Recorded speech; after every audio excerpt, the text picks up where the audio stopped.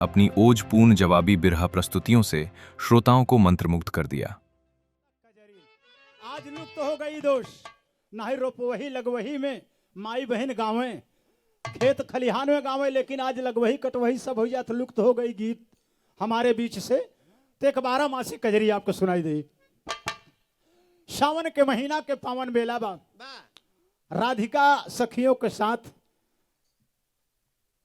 त्राह त्राह कर रही है कि कौन झूला डालेगा अब कौन झुलाएगा।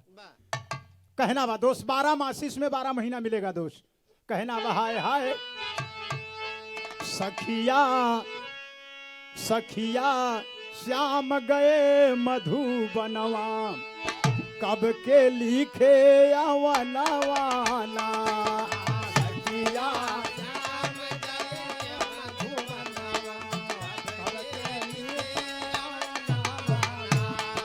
सखिया श्याम गए मधुबनवा, कब के लिखे अवनवाना। मासय साढ़ धनक धन गरजे, बरसे जोर सवनवा।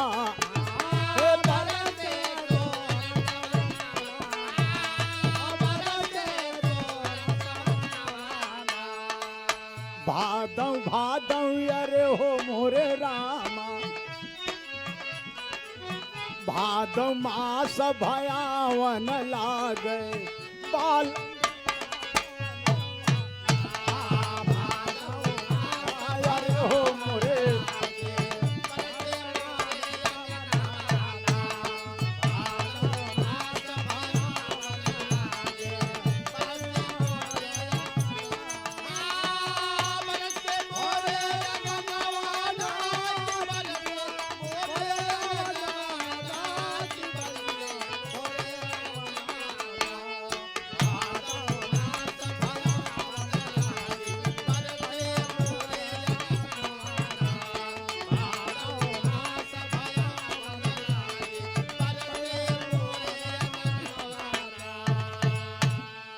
भादव मास भयावन लागे बालम बिना भवनवा।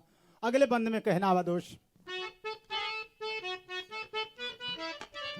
क्वार मास सरदी ऋतु लागे, कार्तिक दीपकल सनवाना।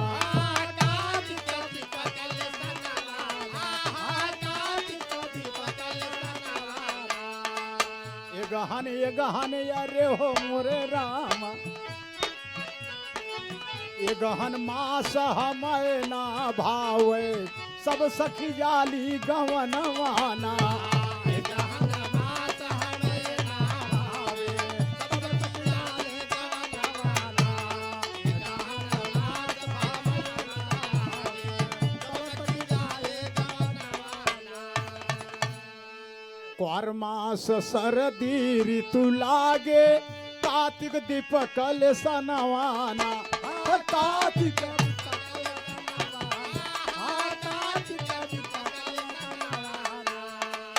लेकिन हर पूष मास समय के अभाव चलते हुए महीना न भटके, लेकिन ये बात आगे पहुंचता। पूष मास हनिहार तुषार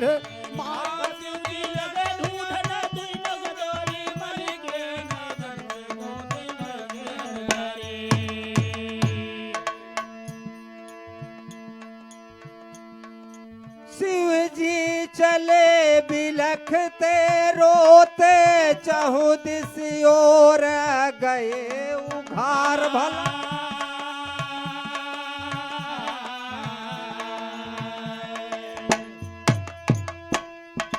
जाते जाते सबसे पूछे, ब्रह्मा जी मिल गए उधार।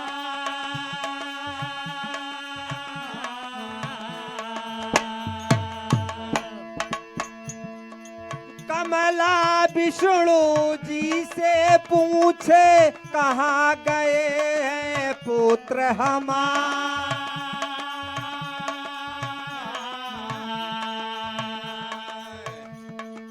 जाके देखा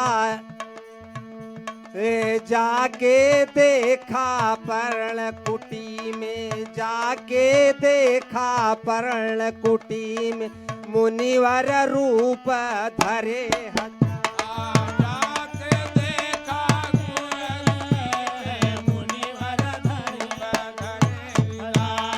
जाके देखा पर्ण कुटी में मुनिवर रूप धरे हजार। तो मुनिवर रूप धरे गजानन उनको बोले चलिए घर आंगन, और नैनों से गागर छलके हर घड़ी, हे नैनों से गागर छलके हर घड़ी। माता बाट जोहती चलो घर पे चल के, नैनों से गागर छलके हर घड़ी।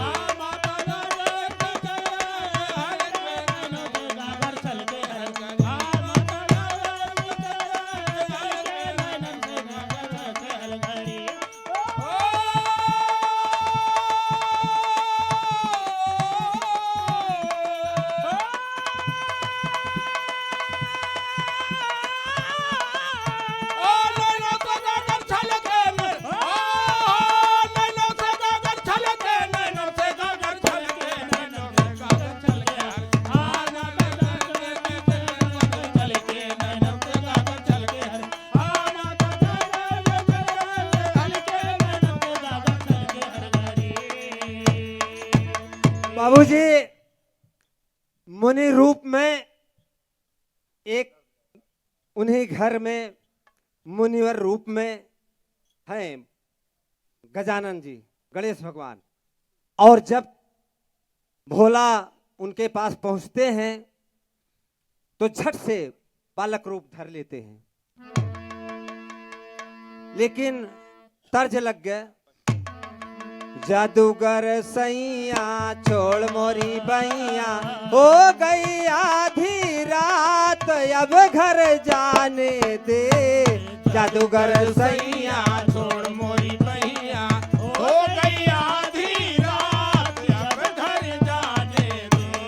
जादूगर सैया छोड़ो मोरी अर्जुन घोड़े के पास जिस समय पहुंचते,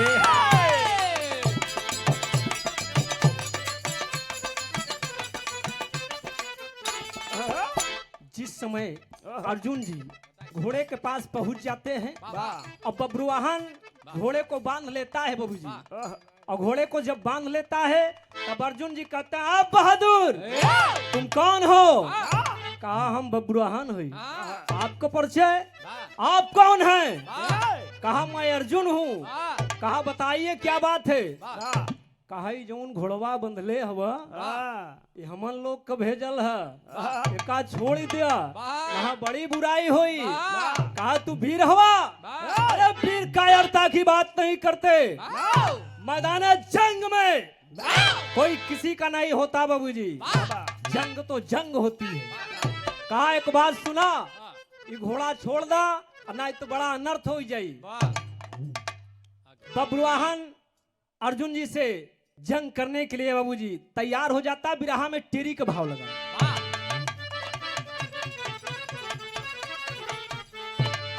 अरे राम लड़ैया दूनों वीर में भई, अरे राम लड़ैया दूनों वीर में भई। अरे त दूनों लगे चलाने एक एक से तीर, लड़ैया दूनों वीर में भई।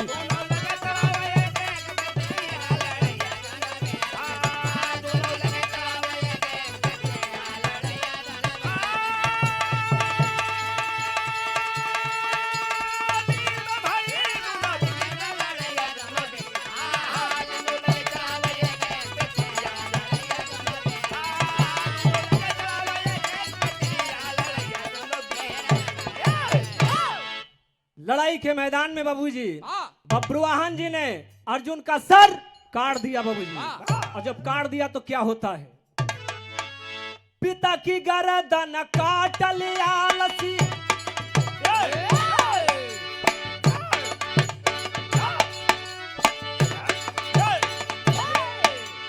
सही हो। पिता की गर्दन काट लिया लसिया रन में घबराए रही बिना नीर के मछली जैसे लाश आज बल खाए रहे काटी के निकला सियारा आगा काटी के निकला रहिया लोखरी मिली उतान काना बाभन स्नान करत बा तेली कुप्पा ले भेटान गौआ के जबनिया रे पहुँचे बड़ी जोर गदहा चिचिया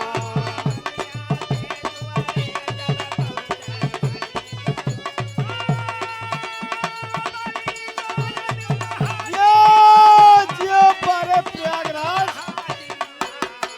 यह है दरली के लेखनी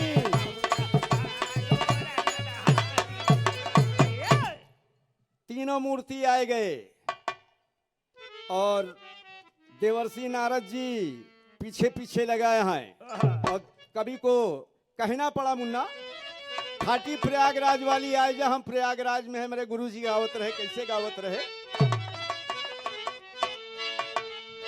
अरे राम तीनों जन चले कहे महाराज एक बात बा एमा सब चीन नहीं मृतलोक में शंकर जी हैं विष्णु जी हैं ब्रह्मा जी हैं कहे नहीं बाघंबर और गर उतार दे और लंगोटी लगावा और घर्रा लगावा और आधारी टांगा तब चला तो कहना बा हाय हाय अरे राम तीनों जन चले हई ब्राह्मण भेसिया बनाए के तीनों जन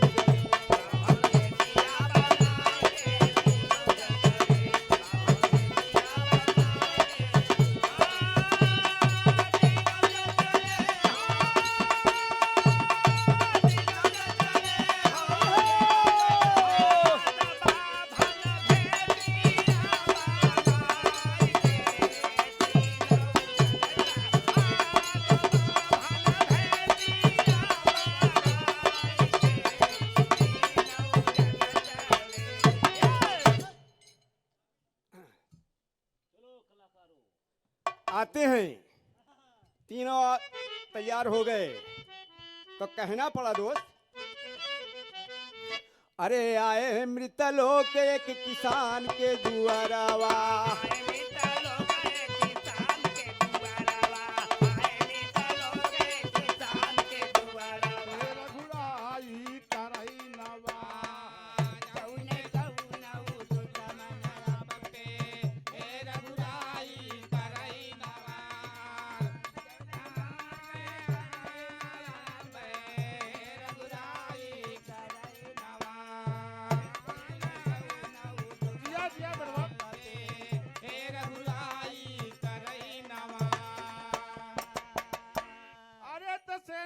दुश्मन सोवई चार अरे तो सोऊं तई बेकर है जो यार हो धनुष पर काहे धैला तिरिया हे सरकार झार लेब तर बैठे या मिरिया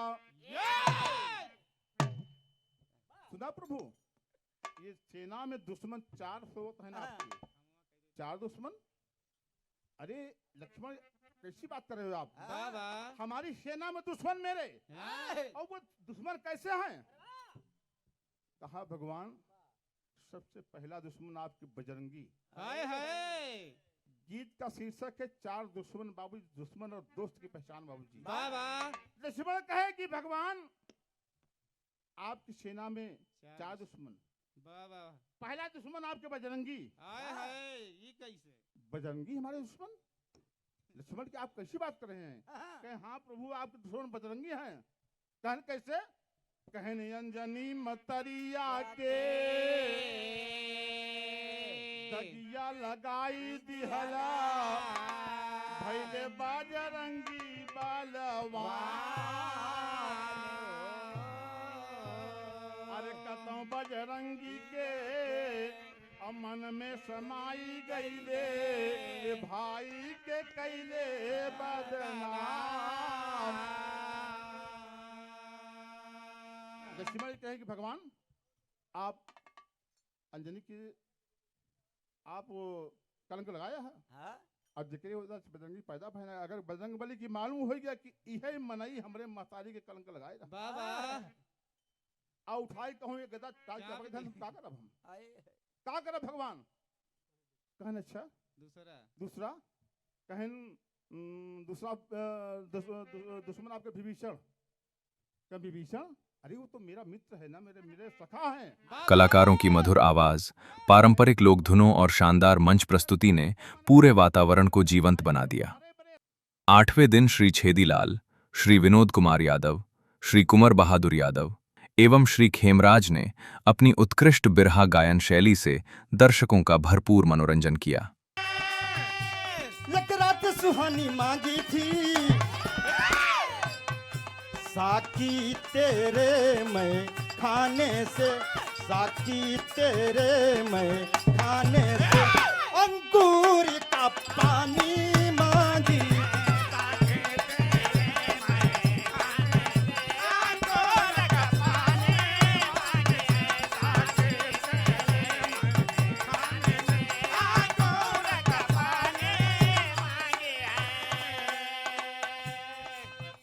एक रोज चले चली के लक्ष्मण,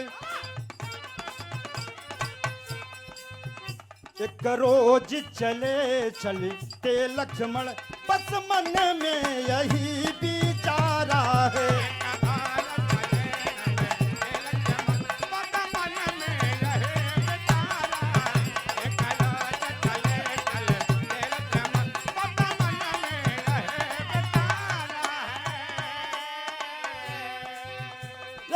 रोज चले चली थे लक्ष्मण,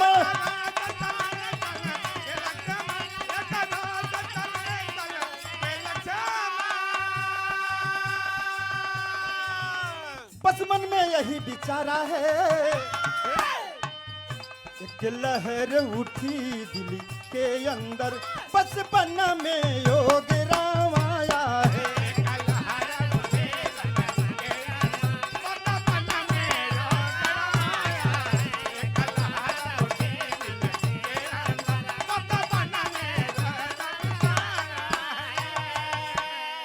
कहानी के शुरुआत में नजम के लाइन कैसे?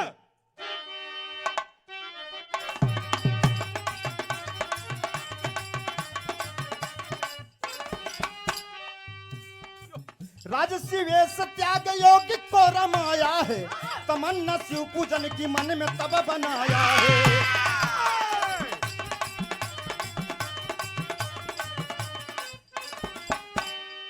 मचा कोलाहल कैसी पूर्वी दिशा छोरों में,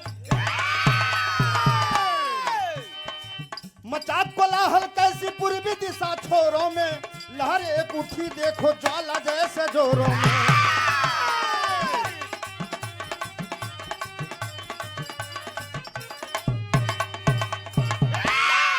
लक्ष्मण महाराज महल से निकल दिया और एक घनघोर जंगल में जाते हैं। भगवान भोलेनाथ की तपस्या करने लगते हैं। तपस्या पे जब बैठा था एक लाइन गीत लगा मास्टर।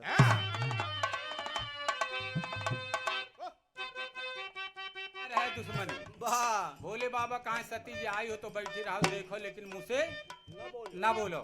सती जी से फिर रहाइश नहीं हुआ, उन्होंने बोल पड़ती क्या तर्ज बदला तो मास्टर।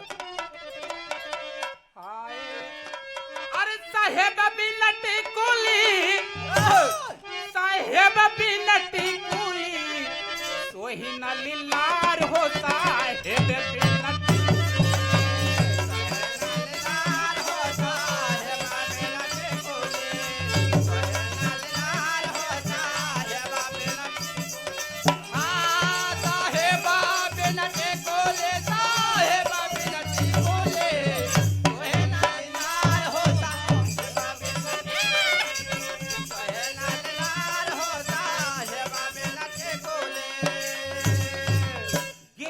नहीं देखा देख जाता है, गिरजा जी बोल पड़ती यही तर्ज पे। अरे कहे न लागे राजा, कहा न लागे राजा, सुना त्रिपुरार हो कहा न लागे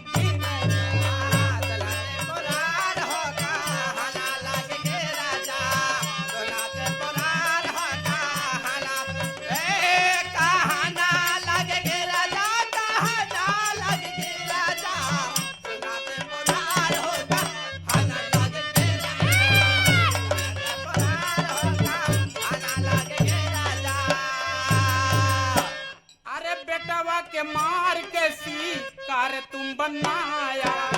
बेटवा के मार कैसे कारा तुम बनाया, बेटवा के मार कैसे कारा तुम बनाया।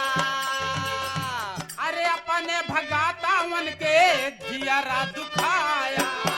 अपने भागातावन के जियरा दुखाया, अपने भागातावन के जियरा दुखाया।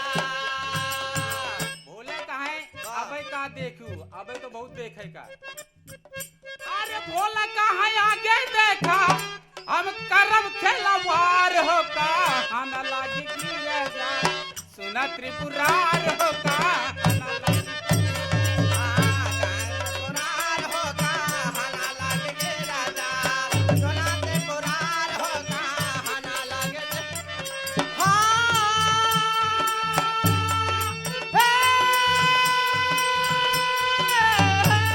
कहना लगे राजा, कहना लगे राजा, पुरार होगा सोनाते पुरार होगा हना लगे राजा। भोले जी कहे अभी तो बहुत बाकी है, तुम देखो लेकिन अब बोलो मत। फिर जाके भोले बाबा सोमदत्त से कहते हैं तुम जल्दी काटो जल्दी बनाओ, हमारे कुत्ते भूखे। राजा रानी दोनों अरे 1924 में ये चारे बनाकर राम प्रसाद बिस्मिल जी को बुलाकर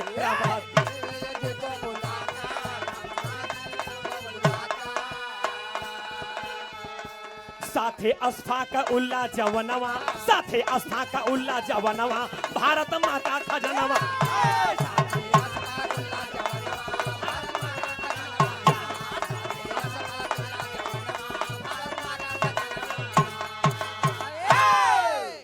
रोशन सिंह तमाम शेठ सिपाहियों को बुलाया, कहा भैया अरे हमारे 10वां खजाना लूट के ले जाती, तब कहने एक काम करना होगा भाई। कहे, का करबे तो का कहा थी?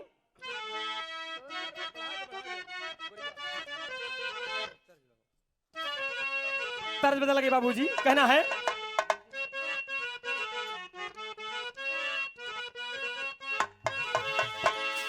मैं माननीय समीक्षक महोदय जी का ध्यान आकर्षित करना चाहूंगा।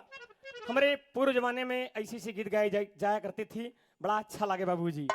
भगवान श्री कृष्ण की ओर ध्यान कीजिएगा। कहना भाई विराह में तज लगत हो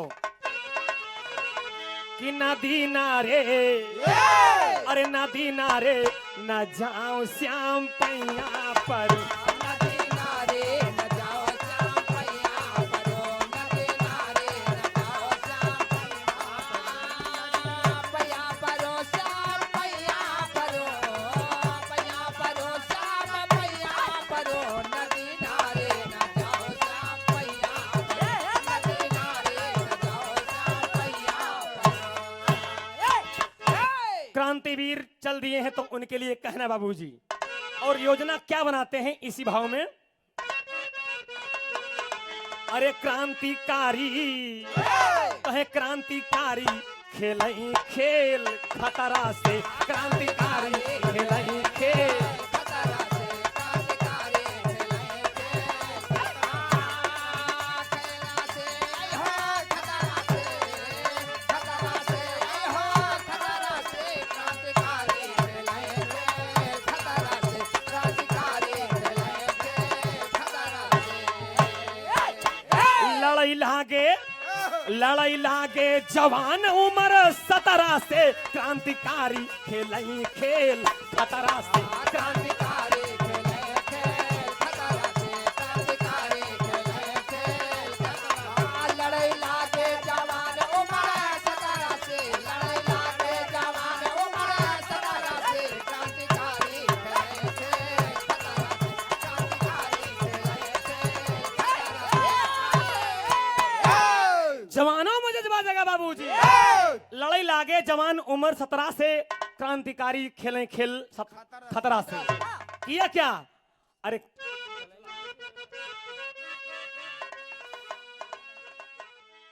चला ही नहीं। 9वें दिन लोक कलाकारों ने अपनी दमदार जवाबी बिरहा और पारंपरिक लोकगीतों की प्रस्तुतियों के माध्यम से भारतीय लोक संस्कृति की समृद्ध विरासत को जीवंत किया। भावपूर्ण गायन, लोकधुनों की मधुरता और कलाकारों के बीच हुए रोमांचक संवादों ने दर्शकों को अंत तक बांधे रखा। कहना है अरे जब की समरिया में फंसी रही रथिया,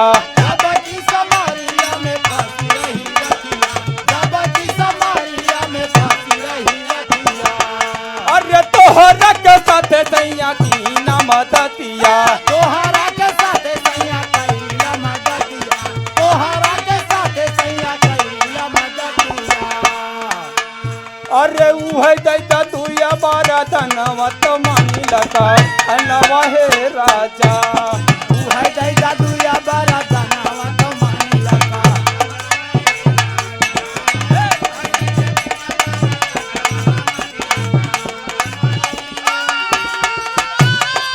क्या बात है।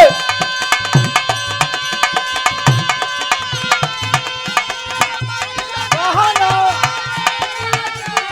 मानी ला कहना वाले राजा, उहे दैता तुया बारा धनवा तो मानी लगा हनवाए राजा। जय दैदा दुया बड़ा धनवा तो मानी लगा हनवाए राजा। पूरी द्वारिका रमेश्वर काशी कांची माया, सातपुरी द्वारिका रमेश्वर काशी कांची माया। अरे अवंतिका मथुरा अवध जहाँ राम के जन्म बताया। अरे भैया अंगुरिया पांचों पांच ढंग के, तो सिद्धि आठ सिद्ध कैला काया भीतरिया, अंगुरिया पांचों पांच ढंग के।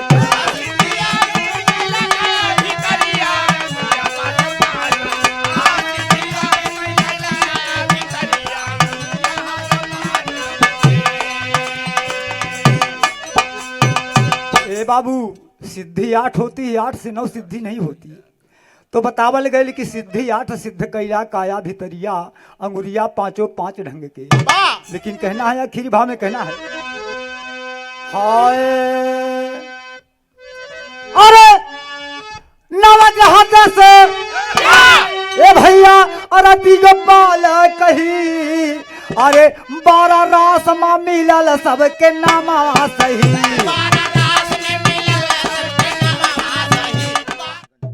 कि अपन हथवा में उठावेलन, राजा जी परेशान हो गए, परेशान हो के कैलन का कि अपन हथवा में उठावेलन। अरे कटारी राजा जी, अरे कटारी राजा जी, कि हाथ धैले आके मंदिर के पुजारी राजा जी। जो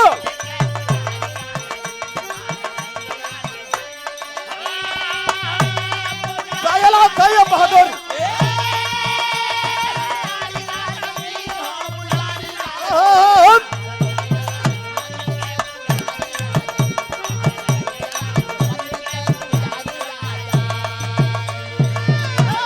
बाबा जी कहे लगलन अरे राजा तू अग्निशील है, तू यार इतना हिम्मत हारी जाबत मामला गड़बड़ा जाई। कहे लगन तोहरे नगर में एक एक से वीर वीरांगना पैदा है। बाप रे ये बात को जब सुनते हैं राजा, अरे पति पर नार हो समार काल करी है।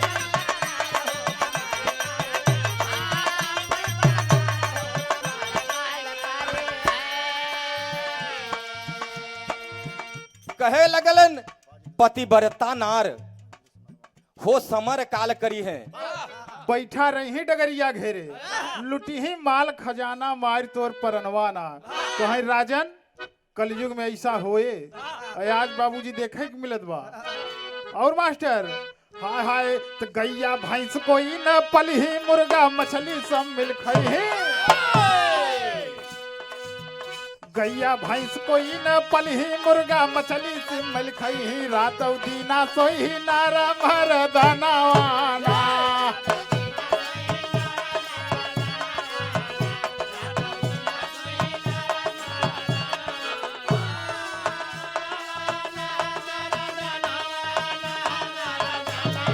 जय हो।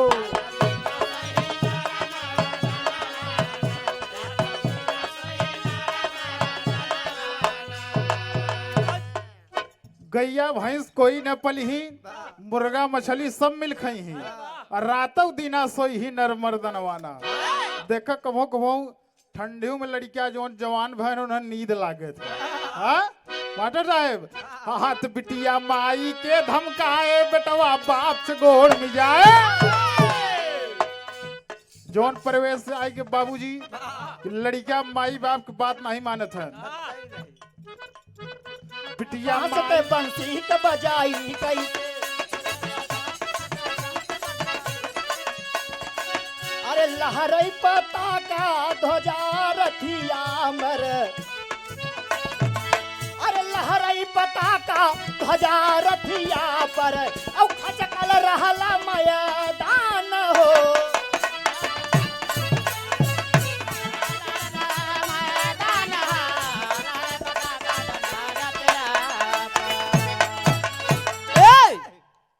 बाबूजी पांचों पांडवों को लिवाकर अर्जुन को लिवाकर कृष्ण भगवान रथवान बनकर कुरुक्षेत्र में पहुंचे। पूरी कौरव की सेना खड़ी है बाबूजी कुरुक्षेत्र में, इधर पांडव सहित कृष्ण मुरार भी पहुंचे। लेकिन बाबूजी होत का बा, लवकुश जी खूब आराम से गाइए, एकदम बेफिक्र, कोई दिक्कत नहीं है यहाँ, आराम से गाइए, अपने समय का प्रयोग कीजिए। जब पहुंचते हैं बाबूजी तो अर्जुन देखने के बाद अवाक हो जाते हैं कि अरे यहाँ तो हमारे सभी पिता तुल्य, भाई तुल्य, भतीजे सभी यहाँ पर हैं, हम किसके ऊपर बाण चलाएंगे? तेरी के भाव में मास्टर साहब कहना बा, अरे राम व्याधन में माधव नाम हो जाई, तया बना युद्ध करब यह योद्धा परिवारन में, व्याधन में माधव नाम हो जाई।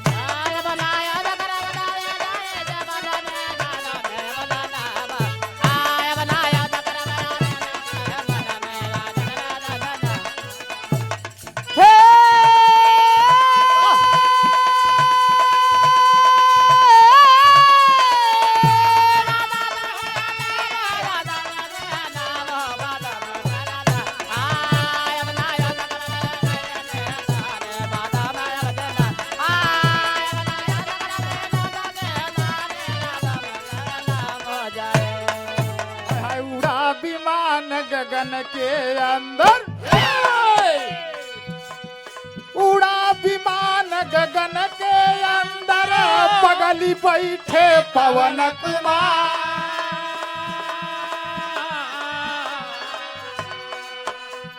सोच समझ के बतिया बोले, राम के भाई से सायवता, बड़ा प्रेम माई से पौबई हमारो साथी पवन कुमार। कहीं गंधमाद पर्वत के ऊपर, गंधमादम पर्वत के ऊपर प्रभु विमान को दिया उतार।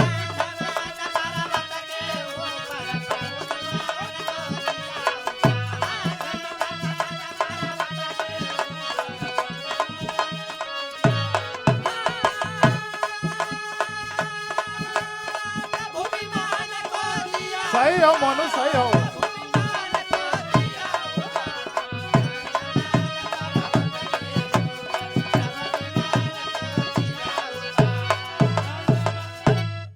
गंधमादन पर्वत के ऊपर प्रभु विमान को दिया उतार। बाबूजी पुष्पक विमान गंधमादन पर्वत उतरी है तो हनुमान जी गए माई की चरण पकड़ के, बाबूजी प्रणाम किहन, कहे माई प्रणाम, कहीं कस के, कहीं माई हम तुम्हार बेटवा हनुमान, कहीं अरे बेटवा इतना दिन तू कहाँ रह, तो BSNL, एयरटेल, जियो, रिलायंस, वोडा इतना फोन लगावा तुहार पता ना ही चला। कहीं माई हम भगवान राम के काम में लीन रहे, माई जानकी खरन हो गया, हम गए लंका में बिना पुल बनाए माई चला गए उड़ के। लेकिन माई एक बात बा, कहीं कहा बेटवा,